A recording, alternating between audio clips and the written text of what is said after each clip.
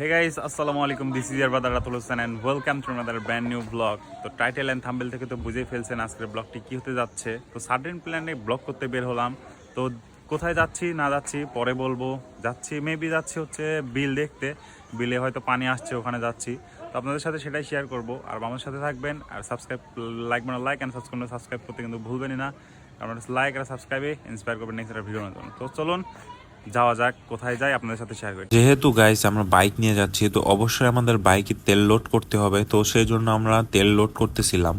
আর যেখানে যাচ্ছি সেটা হচ্ছে পাবনার একদম শেষ প্রান্তে, প্রায় অনেক দূর। এই জন্য যতটুকু তেল লাগে তার থেকে একটু বেশি তেল ভরে নিচ্ছিলাম। তো আর বেশি কথা না বাড়িয়ে চলুন রওনা দেওয়া যাক গন্তব্যের উদ্দেশ্যে। দিনে বের হয়েছি জন্য ওয়েদারটা এত বেশি সুন্দর ছিল যা ভাষায় প্রকাশ করার মতো না। মেঘলা মেঘলা ওয়েদার ছিল, যাচ্ছে বিলের ভিতরে। যদি বিলে পানি পায়, আই হোপ সো অনেক বেশি ভালো লাগবে, সুন্দর একটি ভিউ পাবো আমরা। আর আমার এই শর্ট ব্লগগুলো আপনাদের কাছে কেমন লাগছে অবশ্যই কিন্তু কমেন্ট বক্সে জানাই দিবেন। আর ইনশাল্লাহ নেক্সট খুব শীঘ্রই বড় বড় ভিডিও আসছে, খুব সুন্দর সুন্দর জেলার ভিডিও আপনাদের মাঝে শেয়ার করব। আকাশের ওয়েদারটা যদি ভালো থাকে আর এর ভিতরে বাইক রাইড করতে যে কি পরিমাণ মজা লাগে, যারা বাইক রাইড করছেন, যারা বাইকার, তারাই শুধু জানেন যে ওই ফিলটা কেমন। বৃষ্টি হওয়ার কারণে মাঠে ঘাটে প্রায় পানি জমে গেছে, আর এগুলো দেখতে প্রায় অনেক বেশি ভালো লাগতেছিল আমার কাছে। আর অলরেডি কিন্তু আমাদের সাথে আরো একটি বাইক অ্যাড হয়ে গেছে, আপনারা কিন্তু দেখতেই পাচ্ছেন। তো আমরা টোটালি 4 জন যাচ্ছি ঘুরতে। তো দেখা যাক ভিডিওতে কি হয় না হয়, সবকিছু আপনাদের সাথে শেয়ার করব ইনশাল্লাহ। আর ভিডিওটি যাদের কাছে ভালো লাগতেছে অবশ্যই কিন্তু লাইক অ্যান্ড সাবস্ক্রাইব করতে কিন্তু ভুলবেনই না। চলুন রাস্তার কিছু সিনেমেটিক্স ভিউ দেখতে দেখতে আমরা গন্তব্যে পৌঁছাই। So let's enjoy.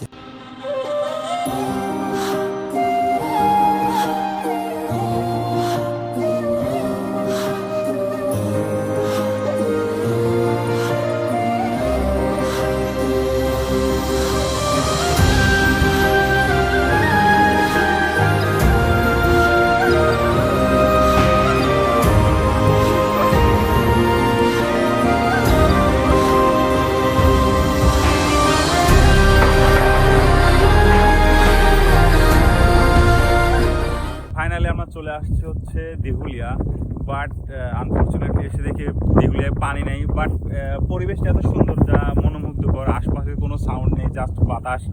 মানে কি বলবো, মানে শহরের ভিতরে থাকলে এরকম পরিবেশ কখনোই পাওয়া যায় না, বাট এখানে আসছি মানে এত সুন্দর লাগতেছে কি বলবো। আশপাশের ভিউটা জাস্ট দেখেন, কোনো মানুষ নাই, আমরা রাস্তার মাঝখানে, চারিপাশটা শুধু সবুজ। মানে এত সুন্দর একটা ভিউ। আমার কাছে যদি ড্রোন থাকতো আপনাদেরকে ড্রোন শুটের মাধ্যমে দেখাতাম পরিবেশটা কত সুন্দর। আর এই জায়গাতে যখন মানে পানি আসে তখন এই রাস্তাগুলো ডুবে যায়। তো এখন পানি নাই জন্য আমরা আর কি আপনাদেরকে পারফেক্ট যেই ভিউটা সেটা দেখাইতে পারলাম না। এই জায়গায় আমি এর আগেও আসছি, বাট আজকে এসে দেখি পানি নেই। আর পানি আসতে এখনো প্রায় 1 থেকে 1.5 মাস সময় লাগবে। তো ইনশাল্লাহ 1 থেকে 1.5 মাস পর আবার এই জায়গায় আসবো আপনাদের পানির ভিউ দেখানোর জন্য। হয়তো তখন আমার কাছে ড্রোন থাকলেও থাকতে পারে। ড্রোন ভিউয়ের মাধ্যমে এই শটটা দেখাতে অনেক অনেক বেশি ভালো লাগবে। সো এখন যতটুকুই আসলাম এটুকুই এনজয় করি। আশপাশের পরিবেশটা অনেক সুন্দর, এই পরিবেশ আসলে সচরাচর আমরা পাই না। তো অনেক বেশি ভালো লাগতেছে। যারা আসতেছে অবশ্যই আসবেন, পাবনা একটা খুবই ভালো সুন্দর একটা প্লেস যখন পানি আসে। তো এটা হচ্ছে বিলের যখন মানে আসলে সেরকম পাবনা এখনো অতিরিক্ত বৃষ্টি হয় নাই, বৃষ্টি হলে পরে এখানে পানি বাড়া শুরু করে। তো এখন এইটাই এনজয় করি আর আপনাদের কাছে শেয়ার করি। তো টাটা।